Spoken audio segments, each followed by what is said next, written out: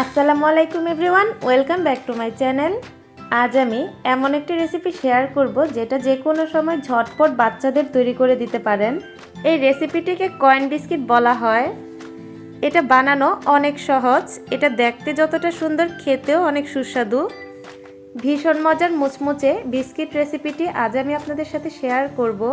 আমার চ্যানেলটিতে যদি নতুন হয়ে থাকেন, ভিডিওটি যদি ভালো লাগে তাহলে আমার চ্যানেলটি সাবস্ক্রাইব করে পাশে থাকা বেল আইকনটি ক্লিক করে দিবেন। তাহলে নতুন কোনো রেসিপি আপলোড দেওয়ার সাথে সাথেই পৌঁছে যাবে আপনাদের কাছে নোটিফিকেশন। আর হ্যাঁ, লাইক দিতে কিন্তু ভুলবেন না। তো চলুন রেসিপিটি দেখে নেওয়া যাক।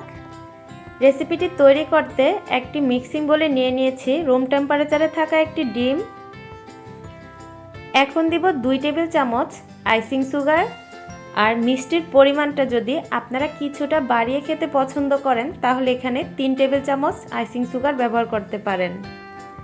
একটি হ্যান্ড উইক্সের সাহায্যে ডিমটাকে ভালোভাবে ফেটিয়ে নিতে হবে। ডিমের সাথে আইসিং সুগারটাকে খুব ভালোভাবে মিশিয়ে নিতে হবে। আপনারা চাইলে কাজটি কাঁটা চামচের মাধ্যমেও করতে পারেন। যে কোনো নতুন রেসিপি যখন ট্রাই করবেন মনে ভয় রাখবেন না, একদম ইজিলি রেসিপিটাকে ট্রাই করবেন, দেখবেন রেসিপিটাও পারফেক্ট হয়েছে। ডিমটাকে ভালোভাবে ফেটিয়ে নিয়েছি। এবার অ্যাড করব রুম টেম্পারেচারে থাকা 1 টেবিল চামচ বাটার। অনেকের মনে প্রশ্ন থাকতে পারে বাটারের পরিবর্তে এখানে তেল বা ঘি ব্যবহার করা যাবে নাকি। সেক্ষেত্রে আমি বলবো বাটারটা ব্যবহার করলে ভালো হয়, এতে রেসিপিটা পারফেক্ট হবে। আমি এখানে আনসল্টেড বাটার নিয়েছি, আর বাটারটা কিন্তু অবশ্যই রুম টেম্পারেচারে থাকতে হবে। বাটারটা ফ্রিজে থাকলে ব্যবহার করার 1 ঘন্টা আগে বাটারটা নামিয়ে রাখবেন। হ্যান্ড উইক্সের সাহায্যে বাটারটাকে ডিমের সাথে কিছুটা সময় নিয়ে মিশিয়ে নিচ্ছি। বাটারটা মেশানো শেষ, এর চেয়ে বেশি মেশানোর প্রয়োজন নেই। এবার শুকনো উপকরণগুলো অ্যাড করব।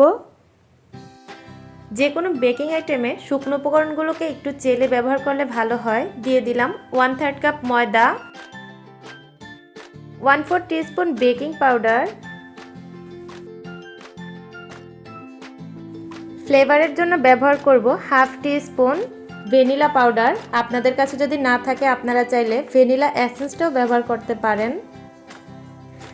এখন দিব 1/2 টিস্পুন কর্নফ্লাওয়ার। অবশেষে দিয়ে দিব 1/4 টিস্পুন লবণ। এবার শুকনো উপকরণগুলোকে চেলে নিব।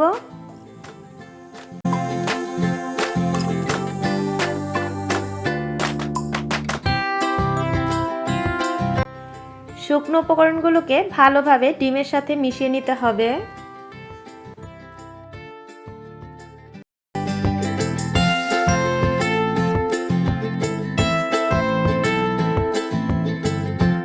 শুকনো উপকরণগুলোকে খুব ভালোভাবে ডিমের মিশ্রণের সাথে মিশিয়ে নিয়েছি।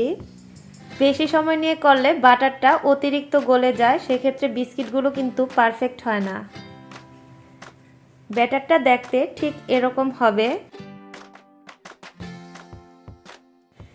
ব্যাটারটা রেডি হওয়ার পর কিন্তু বেশিক্ষণ রাখা যাবে না। এবার বিস্কিটগুলোকে তৈরি করে নিতে হবে। বিস্কিটগুলো তৈরি করার জন্য একটি পাইপিং ব্যাগ ব্যবহার করব।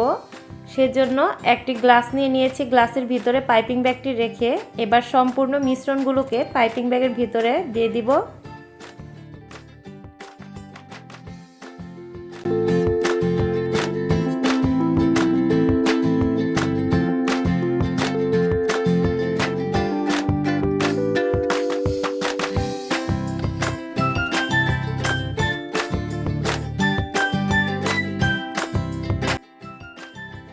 পাইপিং ব্যাগের নিচের অংশে একটি ছোট ছিদ্র করে নিব।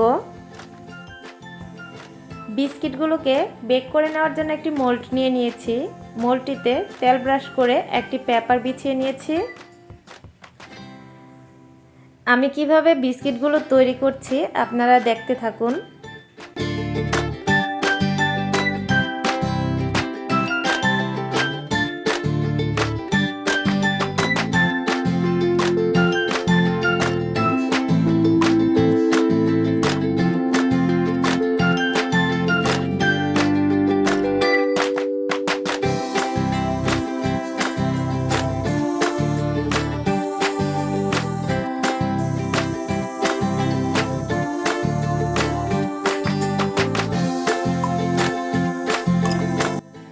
বিস্কিটগুলোকে যেহেতু চুলায় বেক করব, চুলায় একটি হাঁড়ি বসিয়ে ভেতরে একটি স্ট্যান্ড দিয়ে নিয়েছি। হাঁড়িটিকে 5 মিনিটের জন্য প্রিহিট করে নিয়েছি। এবার বিস্কিটের মোলটাকে হাঁড়ির ভেতরে দিয়ে দিব। এবার একটি ঢাকনা দিয়ে ঢেকে দিব। চুলার আঁচটা কিন্তু মিডিয়াম টু লোতে থাকবে। আর ঢাকনাতে যদি কোনো ছিদ্র থাকে তাহলে কিন্তু সেটা অবশ্যই বন্ধ করে দিতে হবে। প্রায় 15 থেকে 20 মিনিটের মতো সময় লাগবে বিস্কিটগুলো বেক করে নিতে। বিস্কিটগুলো হতে প্রায় 20 মিনিট সময় লেগেছে। এবার বিস্কিটগুলো চুলা থেকে নামিয়ে নিব। বিস্কিটগুলোকে সম্পূর্ণ ঠান্ডা করে নিয়েছি। এবার বিস্কিটগুলোকে উঠিয়ে নিব। ভীষণ মজার মুচমুচে কয়েন বিস্কিটগুলো কিন্তু বাচ্চারা খেতে ভীষণ পছন্দ করবে। আর এয়ারটাইট বক্সে রেখে কিন্তু আপনারা কিছুদিন সংরক্ষণ করতে পারবেন। রেসিপিটি ভালো লাগলে একটি লাইক দিবেন। আজ এ পর্যন্তই। আল্লাহ হাফেজ।